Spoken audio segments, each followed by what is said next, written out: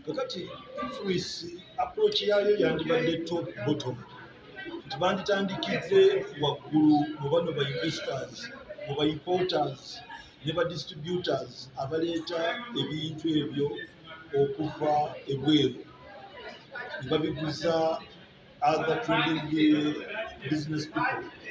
Kati awo influence yandibadde etandikira ku level bagyekeerenya bulungi n'eryoka ejjanga ekka mpola mpola okutuuka bwe balaba nti bwe yandituuse. Influence okusookera ddala okwekengeera bukungi tekoma kukuyamba kubeera compliant naye esambuza ebyama bya bizinesi. Owa bizinesi tayagala magoba gaali kukola ku kintu ne gategeerekeka. Naye influence ekusaba bbeeyi gy'osuubuliddeko ate neetegeera n'ebbeeyi kw'otundira amagoba ago negategeera. Neeyamba owa URA okutunuulira ennyingiza gy'okoze mu mwaka gwonna era ne kimwanguyira okukomawo gy'oli okusaba income tax. Mugikukwasa akulaga bya VAT n'ebyasobola okukukamulamu ng'akozesezza influence yo biyitirivu.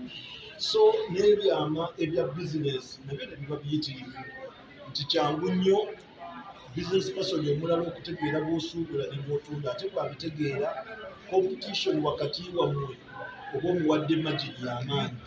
So okugitya yo nga system olabira ddala nti abasuubuzi baba valid reasoning yaabwe y'okutya. Ekyokubiri tesosola ate nga tax policy erina okusosola. Tumanyi bulungi nti omusolo gw'etunuulidde okulaba nti bw'omaasasula ogwa VAT waliwo abali exempted abali mu turnover ey'emiliyoni 150. Waliwo abalowoozebwa nti bandibadde above that turnover naye nga bwe batunuulira naddala mu Uganda muno tulina aba business people be bayita abayiriba. Tobasanga mu nsi ndala naye mu Uganda ojja basanga. Influence tebamanyi ate nga beetaaga attention. So influence erina okuba Ugandanized.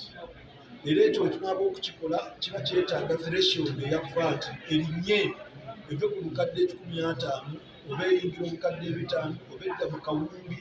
Tutegere nti abantu abo bali VAT exempted, therefore ne returns zaabwe tebeetaaga ziteekayo naye VAT oyo abeera attractive ku ba distributors kubanga era be badistributinga mu bantu. Influence ekole mu ba distributors kubanga gye bisookera nga tebinnakka wansi.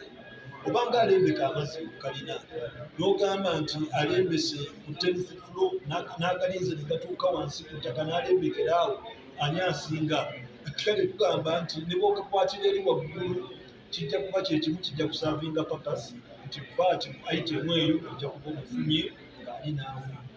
Mwebale nnyo.